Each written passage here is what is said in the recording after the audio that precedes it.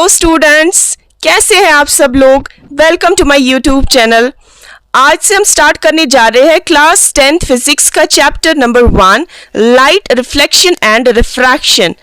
पुराने एडिशंस में ये चैप्टर नंबर 10 है, मगर नए एडिशंस में ये चैप्टर नंबर 1 है। इस चैप्टर की 2 पार्ट्स हैं। पहला पार्ट रिफ्लेक्शन ऑफ लाइट पर बेस्ड है और दूसरा पार्ट रिफ्रैक्शन पर। और इस लेक्चर में हम कवर करने जा रहे हैं व्हाट इज लाइट। पहले तो हम बेसिक से स्टार्ट करेंगे। हम देखेंगे लाइट होती क्या है। इसके बाद हम देखेंगे what is duality of light, light की ड्युअलिटी, लाइट का दोगलापन क्या होता है। उसके बाद हम देखेंगे luminous and non luminous objects क्या होते हैं। उसके बाद लाइट की प्रॉपर्टीज क्या होती है। उसके बाद रिफ्लेक्शन को देखेंगे हम और उसके टाइप्स को देखेंगे। उसके बाद last topic laws of reflection. हम लोग सबसे पहले बेसिक से स्टार्ट करते हैं कि लाइट होती क्या है और ये ड्युअलिटी क्या चीज है। तो हमें अपने इर्द गिर्द की मुख्तलिफ किस्म की चीजें दिखाई देती हैं, चाहे हम घर के बाहर जाएं चाहे हम घर के अंदर रहे। तो जब हम घर से बाहर जाते हैं, जो सोर्स ऑफ लाइट होता है वो होता है सन, और घर के अंदर सोर्स ऑफ लाइट होता है ट्यूबलाइट या बल्ब। तो उनसे, इन सोर्सेज ऑफ लाइट से हमें सब कुछ दिखाई देता है। तो ये किसकी वजह से हमें दिखाई देता है? ये हमें अपनी आंखों की वजह से दिखाई देता है। हमें अपने इर्द गिर्द की सारी चीजें दिखाई देती है। मगर जो ही हम अपने किसी डार्क रूम में जाते हैं, इंस्टेड ऑफ आवर आईज हमें कुछ दिखाई नहीं देता है। तो ऐसा क्यों होता है? हमें अपने इर्द गिर्द की सारी चीजें क्यों दिखाई देती है? Why do we see objects? जब हम किसी रूम में जाते हैं तो वहां पर किसी सोर्स ऑफ लाइट की वजह से, बल्ब की वजह से, ट्यूबलाइट की वजह से या टेबल लैंप की वजह से हमें सब कुछ दिखाई देता है। तो इट्स ऑब्वियस, तो हमें जो रूम में पड़ी सारी चीजें हैं वो हमें दिखाई देती हैं। तो आप कहेंगे इसमें क्या कुछ खास चीज है? तो इसमें एक छोटी सी फिजिक्स, इंटरेस्टिंग सी फिजिक्स इन्वॉल्व है, which we must know before we go ahead in this chapter. तो इस टेबल लैंप से या किसी सोर्स ऑफ लाइट से जब लाइट रेज निकलती है, डिफरेंट डायरेक्शंस में ये लाइट रेज निकलती है, और जो लाइट रेज होती है हमारी आंखों में भी जाती है, जिसकी वजह से हमें ये टेबल लैंप दिखाई देता है। अब बाकी चीजों का क्या है? क्या उनसे भी लाइट रेज निकलती है? सपोज यहाँ पर टेबल है, क्या इससे भी लाइट रेज निकलती है? नहीं। इस पर ये जो ये सोर्स ऑफ लाइट है, इसकी लाइट पड़ती है, फिर ये लाइट रेज बाउंस बैक होकर हमारी आंखों में जाती है। तो इसका मतलब है इससे जो लाइट रेज होती है वो रिफ्लेक्ट होती है, जिसकी वजह से हमें ये टेबल दिखता है, और बाकी की सारी चीजें भी हमें दिखाई देती है रिफ्लेक्शन की वजह से। तो रिफ्लेक्शन की वजह से हमें सारी चीजें दिखाई देती है। जो भी रूम में चीजें पड़ी है उन पर लाइट रेज पड़ती है, वही लाइट रेज बाउंस बैक होकर हमारी आंखों में जाती है, जिसकी वजह से हमें रूम की सारी चीजें दिखाई देती है। तो इसका मतलब है कुछ भी देखने के लिए लाइट का होना बहुत ही जरूरी है। अगर लाइट नहीं है तो हम कुछ भी नहीं देख सकते हैं। तो light is necessary for seeing objects. तो अब हम लाइट को डिफाइन कर सकते हैं। हम कह सकते हैं light is a form of energy which enables us to see things around us. Light वो वाली एनर्जी है जिससे हमें अपने इर्द गिर्द की सारी चीजें दिखाई देती है। There are a number of common wonderful phenomenon associated with light। जैसे कि लाइट की वजह से बहुत सारे phenomenon होते हैं, जैसे कि image formation by the mirror, twinkling of stars, beautiful color of rainbow, bending of light by a medium and so on। ठीक है, लाइट की वजह से ये सारे phenomenon होते हैं। जैसे कि हम अपनी डेली लाइफ में मिरर पर अपनी इमेज को देखते हैं, ये भी लाइट की वजह से ही होता है। स्टार्स ट्विंकल करते हैं, ये भी लाइट की ही वजह से होता है। और ब्यूटीफुल कलर ऑफ रेनबो, जो आप स्काई में देखते हैं एक आर्क जैसा बनता है रेनबो का, ये भी लाइट की वजह से ही होता है। ये सारे फिनोमिना लाइट की वजह से होते हैं। अब हम समझेंगे ये ड्युअलिटी क्या चीज है, या यूं कहिए नेचर ऑफ लाइट क्या होता है, लाइट का नेचर क्या है। कुछ साइंटिस्ट ऐसे हैं जिन्होंने लाइट को एज वेव थ्योरी माना, और कुछ साइंटिस्ट ऐसे हैं जिन्होंने पार्टिकल थ्योरी दी, उन्होंने लाइट को एज पार्टिकल थ्योरी समझा।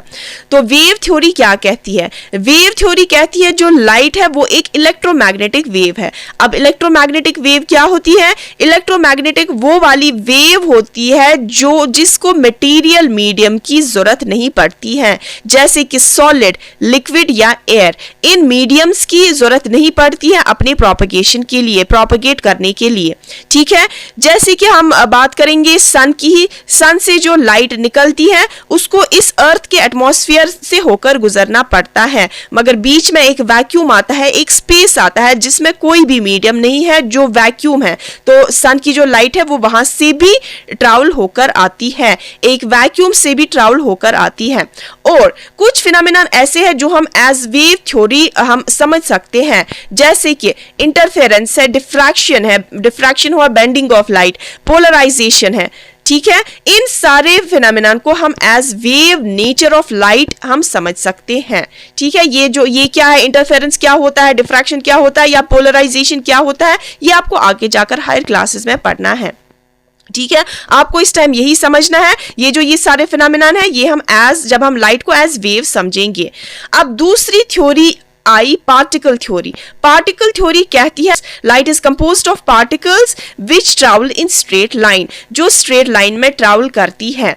तो हम कह सकते हैं लाइट का रेक्टिलिनियर मोशन होता है, तो मतलब लाइट जो है वो स्ट्रेट लाइन में ट्रैवल करती है। वेव थ्योरी कहती है लाइट एक वेव की तरह ट्रैवल करती है। ठीक है, आपने 9th क्लास में पढ़ा होगा वेव क्या होता है। और पार्टिकल थ्योरी कहती है लाइट जो है वो एक स्ट्रेट लाइन में ट्रैवल करती है, उसका रेक्टिलिनियर मोशन होता है। और कुछ फिनोमेना जैसे कि आपको इस चैप्टर में पढ़नी है, रिफ्लेक्शन है, रिफ्रैक्शन है जो आपको इधर पढ़ना है, फोटो इलेक्ट्रिक इफेक्ट है, क्रॉम्पटन इफेक्ट है जो आपको हायर क्लासेस में पढ़ने हैं। ये फिनोमेना है उनको हम समझ सकते हैं जब हम लाइट को एज पार्टिकल समझेंगे। तो अब हम कह सकते हैं जो लाइट है उसको दो पर्सपेक्टिव से समझा गया है। आधे साइंटिस्ट ऐसे हैं जिन्होंने एज लाइट को एज वेव समझा, और आधे साइंटिस्ट ऐसे हैं जिन्होंने लाइट को एज पार्टिकल थ्योरी समझा। अब जो लाइट है, अब हम कह सकते हैं लाइट का डबल नेचर है। ठीक है, कभी कभी लाइट एज वेव बिहेव करती है, कभी कभी लाइट एज पार्टिकल बिहेव करती है। Light exhibits the properties of both wave and particle. अब एक थ्योरी आई जिसको हम कहते हैं क्वांटम थ्योरी। क्वांटम थ्योरी क्या कहती है, लाइट की दोनों ही प्रॉपर्टीज है, लाइट का वेव नेचर भी है, लाइट का पार्टिकल नेचर भी है। तो लाइट का क्या है, लाइट का डबल नेचर है। अब हमारा इस लेक्चर का तीसरा टॉपिक है luminous and non luminous objects.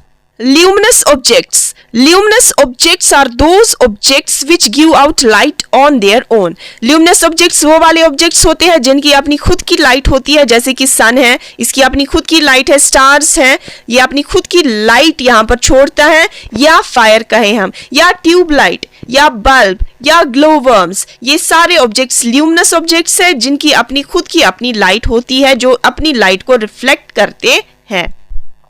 इसके बाद नॉन ल्यूमिनस ऑब्जेक्ट्स वो वाले ऑब्जेक्ट्स होते हैं that do not give out light on their own, जो अपनी लाइट को रिफ्लेक्ट नहीं करते। हाँ, वो रिफ्लेक्ट करते हैं लाइट को, मगर वो लाइट जो है वो किसी सोर्स से उन पर पड़ती है, फिर उसी लाइट को वो रिफ्लेक्ट करते हैं, जिसकी वजह से हमें वो सारी चीजें दिखाई देती है। जैसे हमने रिफ्लेक्शन ऑफ लाइट में एक टेबल की एग्जांपल देखी। ठीक है, वो एक नॉन ल्यूमिनस ऑब्जेक्ट है, या ये यहाँ पर एक ग्लास है, ये एक नॉन ल्यूमिनस ऑब्जेक्ट है, या कोई बिल्डिंग या कोई ट्री, ये सारे ऑब्जेक्ट्स नॉन ल्यूमिनस है। ये अपनी लाइट को रिफ्लेक्ट नहीं करते हैं, ये किसी दूसरे सोर्स से लाइट इन पर पड़ती है तो वही लाइट बाउंस बैक होती है। या हम एग्जांपल कह सकते हैं मून की। मून जो है वो एक नॉन ल्यूमिनस ऑब्जेक्ट है, उसकी अपनी खुद की लाइट नहीं होती है, वो डे टाइम में जो सन की लाइट है वो वहां से एब्सॉर्ब करता है, फिर वही लाइट नाइट टाइम में रिफ्लेक्ट करता है। तो these objects are called non luminous objects. Example glass, example moon, building, trees and so on. अब इसके बाद इतना सब जानने के बाद हम लाइट की प्रॉपर्टीज को डिस्कस कर सकते हैं। तो हम कह सकते हैं लाइट जो है वो एक स्ट्रेट लाइन में ट्रैवल कर सकती है, प्रॉपर्टी नंबर 1। ठीक है स्टूडेंट्स, और लाइट की जब स्ट्रेट पाथ होती है तो हम कह सकते हैं light is indicated as a ray of light. Light को हम एज अ रे भी मान सकते हैं, और जब बहुत सारी रेज निकलती है उनको कहते हैं बीम ऑफ लाइट या बंच ऑफ लाइट। इसके बाद दूसरी चीज हम कह सकते हैं जो लाइट है वो कास्ट करती है sharp shadows. Light cast shadows. Property number second. Property number third ये भी है, लाइट जो है वो एक इलेक्ट्रोमैग्नेटिक वेव है, जो आपको पता है, जो आपने अभी समझा। इलेक्ट्रोमैग्नेटिक वेव वो वाली वेव होती है जिसको किसी मटेरियल मीडियम की जरूरत नहीं पड़ती है अपनी प्रोपगेशन के लिए, ठीक है। फिर इसके बाद प्रॉपर्टी नंबर फोर, जो लाइट है उसकी जो स्पीड है, स्पीड को हम c से डिनोट करते हैं। लाइट की जो स्पीड है वो है 3 × 10⁸ मीटर पर सेकेंड, ये लाइट की स्पीड मानी जाती है, ठीक है। और जो मैक्सिमम स्पीड जो होती है लाइट की वो यही होती है वैक्यूम में। इसके बाद आपको लास्ट के 2 टॉपिक्स पढ़ने हैं, रिफ्लेक्शन, उसके टाइप्स, और उसी के साथ laws of reflection. Reflection of light, जब कोई हाईली पॉलिश्ड सरफेस होता है जैसे कि मिरर के बैक साइड से एक कोटिंग की जाती है, सिल्वर कोटिंग, जिसकी वजह से उसका आगे वाला साइड जो होता है वो रिफ्लेक्टिंग बनता है, ठीक है। जो मिरर होता है उसमें जो भी लाइट पड़ती है वो रिफ्लेक्ट होती है। आपने लॉज ऑफ रिफ्लेक्शन पढ़ा होगा अपने 9th क्लास में साउंड चैप्टर में, और यहां पर भी लाइट में वही लॉज है, वही 2 लॉज है जो आपने साउंड में पढ़े थे। पहला law, the angle of incidence is equal to the angle of reflection. दूसरा law, the incident ray the normal to the mirror at the point of incidence and the reflected ray all lie in the same plane. ये हम इस slide के through समझेंगे laws of reflection को। Suppose students, ये आपके पास एक mirror है, हाईली पॉलिश्ड सरफेस है जिसमें रिफ्लेक्शन होता है, और जो ये वाली रे है जो यहां से आती है, जो इस मिरर पर पड़ती है, दिस रे इज कॉल्ड इंसिडेंट रे, ठीक है स्टूडेंट्स। अब जो वापस जाती है, जो बाउंस बैक होकर जो रे जाती है, दिस रे इज कॉल्ड रिफ्लेक्टेड रे। जो मिरर पर पड़ती है वो वाली रे हुई इंसिडेंट रे, और जो रिफ्लेक्ट होकर बाउंस बैक होकर वापस जाती है, दैट रे इज कॉल्ड रिफ्लेक्टेड रे। अब अगर हम एक इमेजिनरी लाइन ड्रॉ करें, एक ऐसी लाइन इस मिरर पर जो 90 डिग्री के एंगल पर हो, जो ये लाइन है, इस लाइन को कहते हैं नॉर्मल, ठीक है स्टूडेंट्स। अब एक एंगल बनता है, ये नॉर्मल हमें एक एंगल देता है।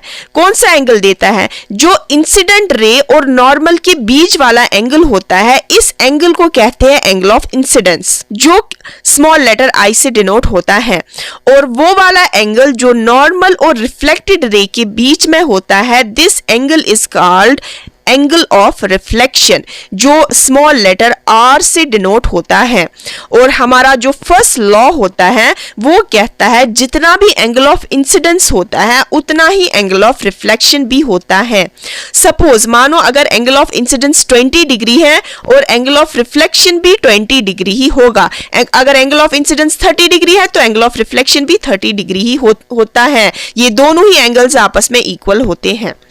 अब सेकेंड लॉ कहता है जो ये तीनों रेस है, एक तो इंसिडेंट रे, रिफ्लेक्टेड रे और नॉर्मल, ये तीनों रेस जो है वो एक ही पॉइंट पर लाई करती है।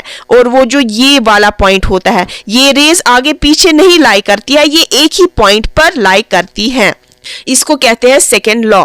और ये था आपका लॉज ऑफ रिफ्लेक्शन। अब इसके बाद टाइप्स ऑफ रिफ्लेक्शन। जो रिफ्लेक्शन होता है वो 2 तरह का होता है, पहला तो रेगुलर रिफ्लेक्शन और दूसरा डिफ्यूज रिफ्लेक्शन, जिसको इरेगुलर रिफ्लेक्शन भी कहा जाता है। रेगुलर रिफ्लेक्शन एक पॉलिश्ड सरफेस पर होता है, एक स्मूथ सरफेस पर होता है, जिसमें parallel raise of light incident होती है इस पॉलिश्ड सरफेस पर, और बाउंस बैक भी जो रिफ्लेक्टेड रेज होती है वो भी पैरेलली वापस रिफ्लेक्ट होती है। ये है आपका रेगुलर रिफ्लेक्शन। और दूसरा है डिफ्यूज रिफ्लेक्शन। डिफ्यूज रिफ्लेक्शन में क्या होता है, वो एक इरेगुलर सरफेस पर होता है, रफ सरफेस पर होता है, इसीलिए इसको इरेगुलर रिफ्लेक्शन भी कहा जाता है। अब जो इंसिडेंट रेज होती है वो पैरेलली इंसिडेंट होती है, मगर जो रिफ्लेक्टेड रेज होती है वो किसी भी रैंडम डायरेक्शन में जाती है, वो पैरेलली वापस बाउंस बैक नहीं हो जाती है, वो रैंडम डायरेक्शंस में वापस जाती है। तो this reflection is called irregular reflection या डिफ्यूज रिफ्लेक्शन। ठीक है स्टूडेंट्स, इसकी एग्जांपल है, जो रेगुलर रिफ्लेक्शन है इसकी एग्जांपल है मिरर, और जो डिफ्यूज रिफ्लेक्शन है इसकी एग्जांपल है वॉल, ट्री, बिल्डिंग एटसेट्रा। अब यहां तक आपके सारे टॉपिक्स कवर हो गए इस वीडियो के। अब इसके बाद आपको देखना है जो ये लॉज ऑफ रिफ्लेक्शन है वो एप्लीकेबल होता है to all types of reflecting surfaces. ठीक है, कोई भी रिफ्लेक्टिंग सरफेस हो, चाहे आपने अभी देखा, चाहे वो रेगुलर हो मतलब हाईली पॉलिश्ड हो, या इरेगुलर हो मतलब रफ हो, या कोई एक स्फेरिकल सरफेस हो, जो आपको आगे जाकर इस चैप्टर में पढ़ना है। ठीक है स्टूडेंट्स, तो ये लॉज ऑफ रिफ्लेक्शन हर किसी सरफेस पर, रिफ्लेक्टिंग सरफेस पर एप्लीकेबल है। ऐसा नहीं है अगर इरेगुलर सरफेस है वहां पर लॉज ऑफ रिफ्लेक्शन एप्लीकेबल नहीं है, चाहे रेगुलर हो, चाहे इरेगुलर हो, चाहे स्फेरिकल सरफेस हो। स्फेरिकल मतलब एक कर्व्ड सरफेस हो, वहां पर भी लॉज ऑफ रिफ्लेक्शन एप्लीकेबल है। Okay students, I hope students आपके बहुत सारे ये जो कंसेप्ट्स है वो क्लियर हुए होंगे। मिलते हैं नेक्स्ट वीडियो में अगले टॉपिक्स के साथ। Till then good bye.